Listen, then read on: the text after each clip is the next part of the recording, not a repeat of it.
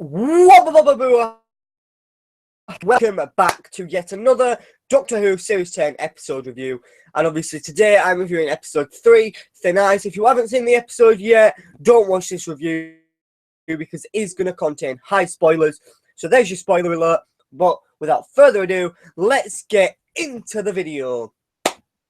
Okay, so one thing I really did like about this episode, especially at the start, is doing 1814, I think she said.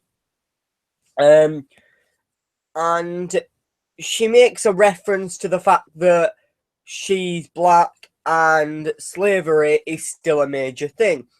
The reason I liked this is because it's been such a long time that Doctor Who have referenced anything to do with historic that I just like the fact that they just threw it in there, like this historic reference, because Doctor Who was originally created as a scientific and historic kind of educational TV show for children, and it hasn't had really many, like, it's more of a sci-fi adventure show now.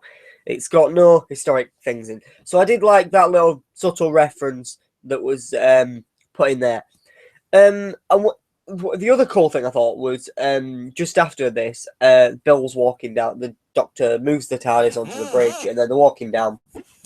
And Bill's talking to the Doctor about rules, and then it's like, and then she mentions the butterfly effect. And I thought it was really cool that she already knew about the butterfly effect without the Doctor having to explain it to her.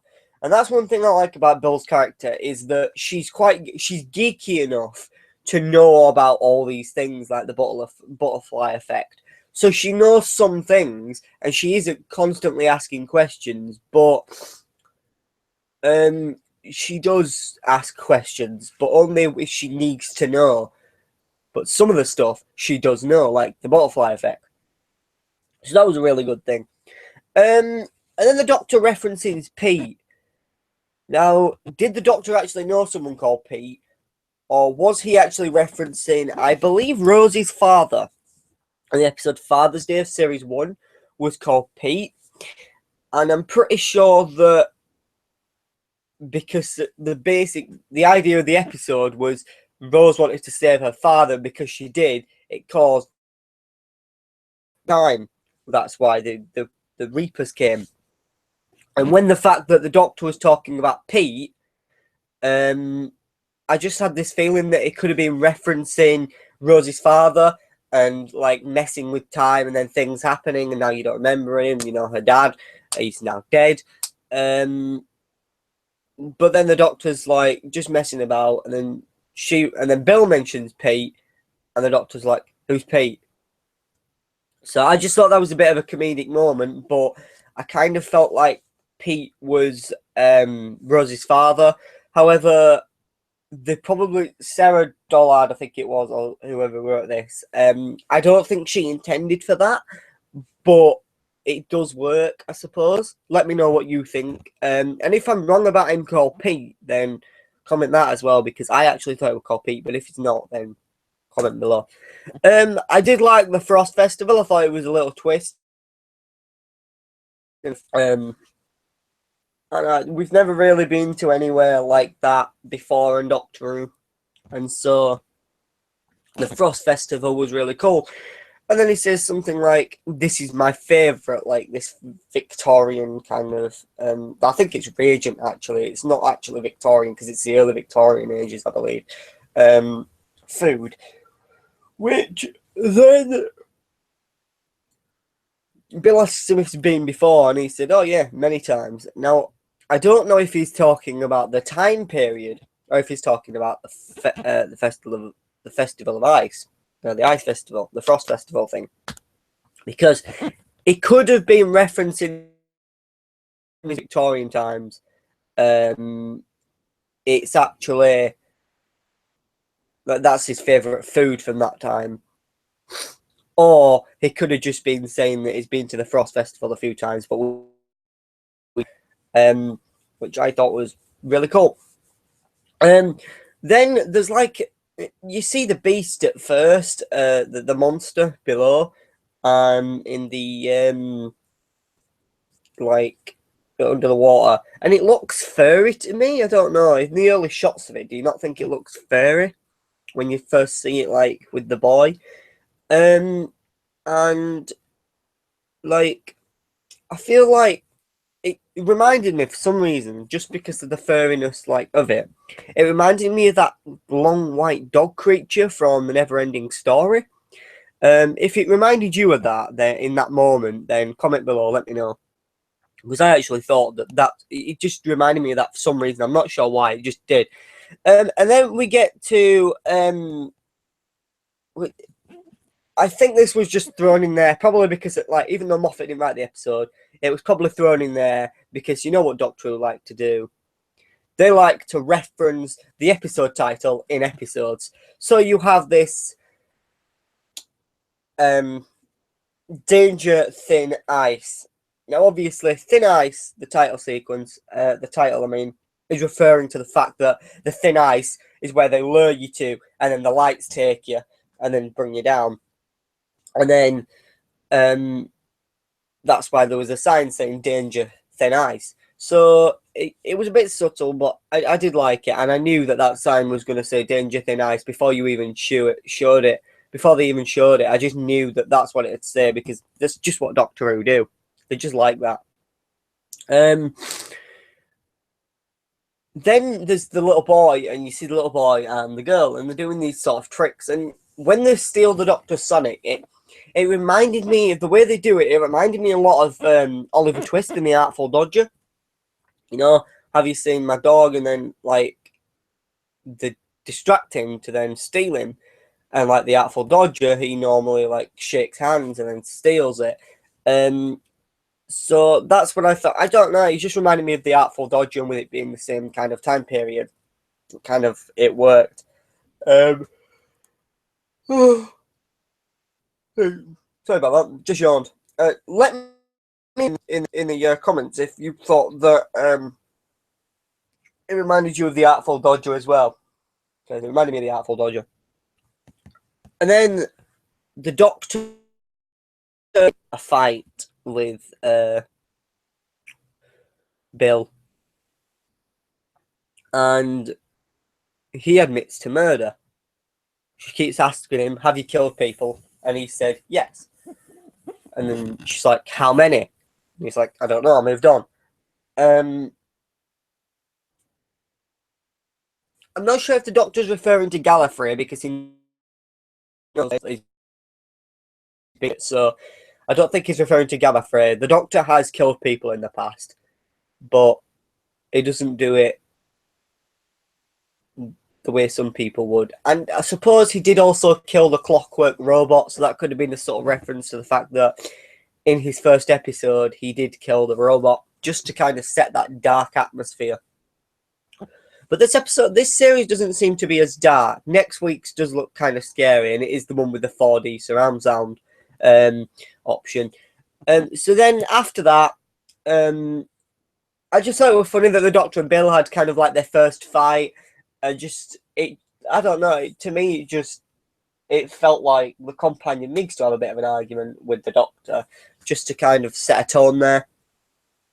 And then the Doctor his hat on, he takes it off, and he starts feeding all these pies to all these, and he's just pulling pie after pie after pie out, and is his hat bigger on the inside or something? It was strange, but it was kind of. I guess it was a bit of a gimmick, really. He's pulling all these pies out of his hat, especially as soon as he told the guy that he could steal anything. So I just presume that he stole more than one thing from the shop and just put a load of pies in his hat. But it had to have been bigger on the inside for him to have 5 pork pies, 6, maybe more pork pies in there. And his head, especially seeing as his head's quite tall itself anyway. And then I just thought it was funny that the Doctor was like, he was trying to be cool, and he says, "Oh, did you like that? That was just me being down with the kids." It's always fun when the Doctor like tries to act cool, but he can't because he's an old man. It's a bit like when your parents try and like use like slang and stuff and text you with emojis, and you're just like, don't try and be down with the. I don't know, maybe that's just me. And then the way, like, the doctor's like, right, come on, we're going underwater, we're gonna get eaten. They kind of put themselves kind of on the lifeline, and they just. And that moment where they were like, the doctor was like, we're gonna do it. It kind of just reminded me of when the 11th Doctor and Amy jump right into the beast below, and like they go right into it just for the hell of it to find out what's going on. And then obviously they're like, Geronimo, and then go down and end up in all that gunk in the beast's belly. So it just reminded me of the beast below, the way they just like jump down and then they kind of commit suicide, I suppose, if they got killed. And then we get to see the monster a bit more once they're under there. And I don't think you ever find out what the monster was actually called, which was a bummer. But to me, it looked like a whale. It really did look like a whale. I don't know. Did it look like a whale to you? Let me know in the comments below. Yeah, and then the doctor goes to this guy called Sutcliffe. He goes to his house. They got this mud farm, and yeah, the mud, talking about it, the way they're talking about it burning up. To me, it sounds like it's the creature's poo. And that's why sort of Bill picks it up, sniffs it, and then it's like, and drops it. I think it's the creature's poo, which contains digested people, especially like the boy and like the people he's eating. You know, it just reminded me of that. I don't know. It just did. Let me know if you thought that as well, or if that was actually what they implied, especially the way they were talking about it burning up. And then the doctor goes to this Sutcliffe house, and he's playing with a. What I noticed is I'm pretty sure that in 1814 there were still planets like Jupiter and Pluto undiscovered. Yet all the planets we now know of today were on the solar system. So I'm pretty sure they didn't have a telescope like we have today back then, because the technology just wasn't available. If it was accurate for the time, do let me know. But to me, it looked inaccurate. Let me know if you agree with me or you disagree. Comment below and let me know. Then the guy's like, the Sutcliffe guy. I'm pretty sure it was the guy who used to play Martin in the early like few series of Benny Dorm before like the new cast came on. Oh no, it just reminded me of him. I think it was him. I can't remember what it's called, the actor though, but he is a good actor and he's been in quite a few stuff. I do enjoy watching that actor. But the fact that we get that reference back to black people being a minority, when Sutcliffe comes in, and he's basically he's this white rich man, this supreme man, and he demands that Bill stands up. I believe he calls her a creature, which you kind of get that, you kind of have that feeling that Bill feels there, like, you know what I mean? Like, you're getting close to Bill throughout the series, and we're on in episode 3, but the fact that he's then referring to her as a creature rather than a person or a friend, you kind of get to feel that that's what slaves felt like in that time, because, you know, we did get the reference at the start of the episode to slavery being a very much thing. And I do like the fact that they did call back to it, because no one seemed to be bothered that the doctor was walking around with a black woman in London. But then when you get to the rich people, that's when they get bothered. So I did like the fact that but the funny thing was that the doctor just wasn't having any of it, and he gave him a right hook, knocked him. Then the doctor obviously gets arrested. I'm so glad that the doctor got that massive speech. It's been such a long time to do his speeches, and in a way they're kind of like lecturers. he's a lecturer, and he just has this powerful vocabulary because obviously he's 2,000 years old, and he speaks, and I just love the fact that he's back at the speeches. He's back using speeches like he did in the Zygon inversion, the war anti-war speech, which Donald Trump really needs to listen to. He probably hasn't. I just like the fact that happened. Anyway, so the Doctor and that are arrested, and then they're taken to this place, and they're tied up to rocket fuel. Right, that's not what they can do. Obviously, the Doctor then uses his sonic to lure the lights, the fish with the lights under the water, to them, so that they can maybe escape. And it's actually the sound of it's actually sound. They then realise that it's sound that's luring the fish towards them to pull them down.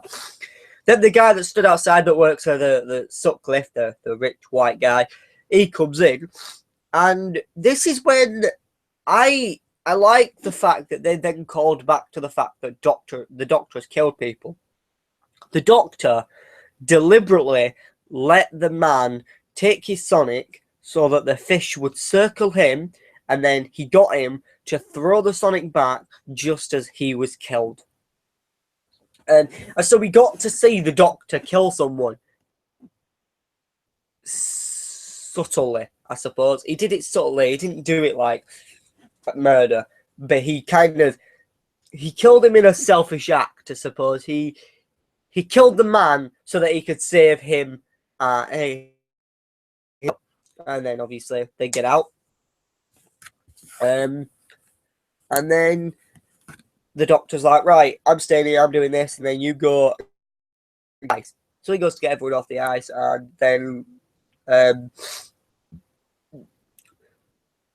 the Doctor references he's talking about the monster under the water, and he says something like lot less Mona, lot less Mona, or something like that, which to me was it was a reference to the Loch Ness monster, which obviously the Doctor has in the past mentioned that he's met. So, and obviously last week when I was doing my theories for this episode, I thought that possibly the monster could have been the Loch Ness monster. So the fact that they did reference that was really cool. And then we get this was one thing I really didn't like. Doctor Who, the CGI has been really good. The new TARDIS material, like when the TARDIS is materializing, the new effects for that are beautiful, and they kind of remind me of the ones John Smith did for on YouTube. But when you're killing the character Sutcliffe off, don't make it look like a bit of floppery rubber falling into some really fake icy water. The CGI for his death when he just falls was awful. It was awful. It was really, really bad. So they really should have gone back into that episode and edited the CGI, but because of the story and I suppose the way the episode was, I liked that. And obviously we did, and then they get back in the TARDIS, they go to Bristol University or whatever it is, and then St. Luke's University, I think it is, that in the show, and then they go back to the start of episode 1. They're in the TARDIS in the Victorian clothes. That's the only mistake they made. Nardole comes in with the go at him for going off world, and he's like, do they look like off world clothes? So he could travel through time, he can travel through time basically. He's just not allowed to travel through space because of his oath.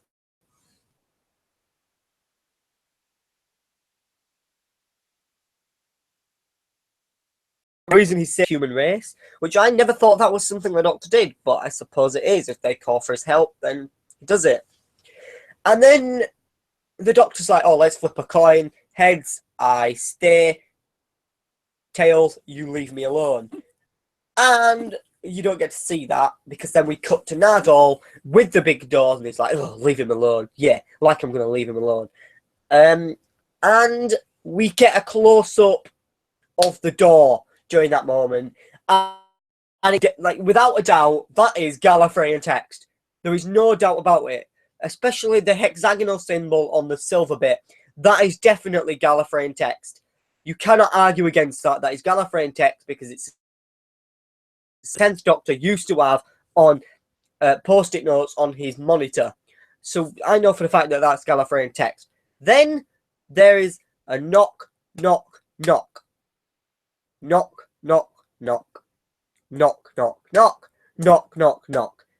But the fourth knock, knock, knock kind of carries on knocking. And I was thinking that maybe it's a reference to the fact that the next episode's called Knock, Knock. But that wasn't just any knock. That was the heartbeat of a Time Lord. That was the sound of drums.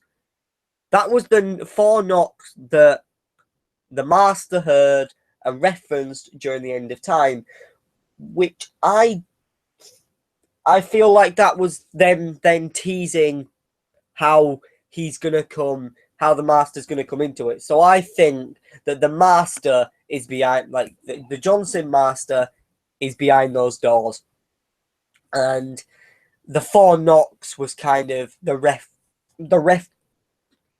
reference to that, because without a doubt that was Gallifreyan text. Definitely comment down below and agree with me.